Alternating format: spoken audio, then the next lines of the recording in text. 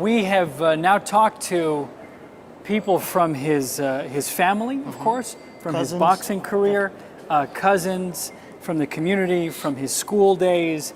Everyone has gone up the escalator, and we have only one person left to talk to. And he knew him. He knew him. Come on, man. Come on, man. What's What's up, buddy? guys? How you What's doing, up? man? Doing well, doing well. Thank you for Welcome joining us. aboard, Oh, Channel thank you. 11. We appreciate it. Man, I know. right. We're happy I'm an to be here. alum, but I can still welcome you. Thank you very much. You, in your career covering all sports, what stands out about George Foreman, the athlete and the man? Well, so many things about George. And I first want to say, you know, the mayor put this whole thing together so the city could honor him, which was really cool. Yeah. It's been 3 weeks since he passed, and I was talking to some of my friends, Dan Pastorini, the former Houston Oilers quarterback, and you know, we're just all stunned because George, we all love George. Everyone loved George. And what stood out about George was early in his career, I was a kid, you guys weren't born, watching George from afar. He was one of the first athletes. He wins the gold medal in 1968. He's waving the little American flags. He's the first guy. I was a young, scrawny kid, and he was a big weightlifter.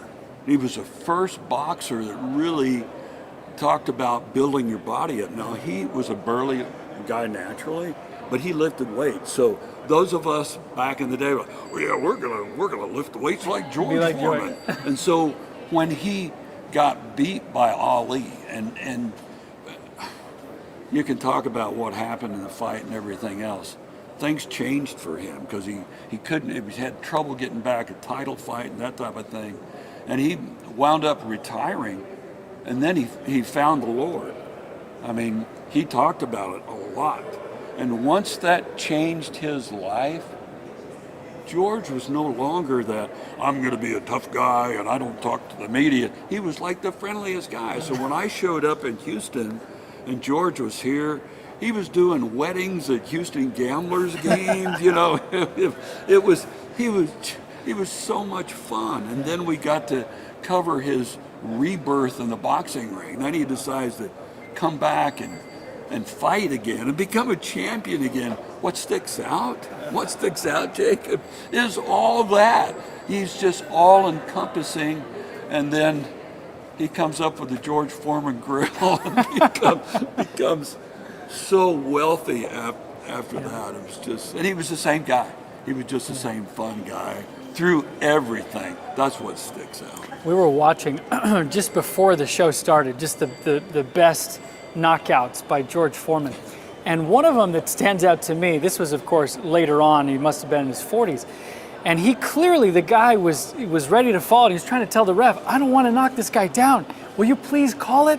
You know, and he's like just barely jabbing him, and the ref won't call it. So finally he just does this, and he just drills him. He's a different man. But Yeah. I'm hearing that from you, and I hear that from others too. Is there a kind-hearted boxer out there? Apparently. Apparently, you know, that's what George was. Yeah. That's what George was. And for those over 40, he always said, I'm showing people that there's life at 40. And that's why I'm doing this. And he was just so beloved. And even after that second retirement, of course, it's George Foreman grills. Who didn't have a George Foreman grill in their house, right? Everybody had one. And but he would show up at charity events. You know, I would use one of George's gloves. They were so popular you couldn't do two gloves because it was, well, you could, but it would be so expensive, so he'd sign one glove. Okay, I'll sell that at the auction, one glove. He was just so giving, so loving. And he was so special. That's why people want to come out and I'm running the media table over here, right? So I'm working for the city, and people say, I need a pass, I need a ticket. I'm sorry. I'm a member of the media, I can help you out. But, I think they're like 1,600 seats or something. Wow, that's a lot of people. He filled out stadiums, and now he's here filling out the Wortham Theater Center.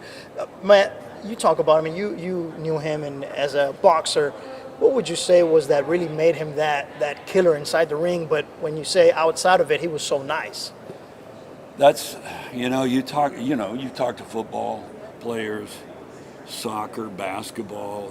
Some of those guys, they have tempers and they're testy off the field. But some of them are great players, but they're testy off the field. Others can turn it on and turn it off. It's an amazing thing to watch. And some of the greatest athletes I've ever interviewed have that ability. They can have fun off the field, but then they just are killers on the field. And that's the greatest ones. That's how they are. That's how they are. That's how the great ones are. Jose Altuve. Yeah. We interviewed him how many times? You're still interviewing him. He's such a nice guy. Yeah. He will take you down. Oh yeah. He'll walk you off. Yes. The Yankees know. Yes, exactly. And it's just so special that George had that ability. But in boxing, Mike Tyson has gotten more fun-loving since his retirement. Right. But George was that way when he's still boxing. Thank you, Matt. That's awesome. You bet. Hey, thanks for the time. Yeah, you I'm got going it. to get back to work. Yeah, go back to the table. I'm doing. Thank you, Matt. Okay, guys. Love you, buddy. Okay.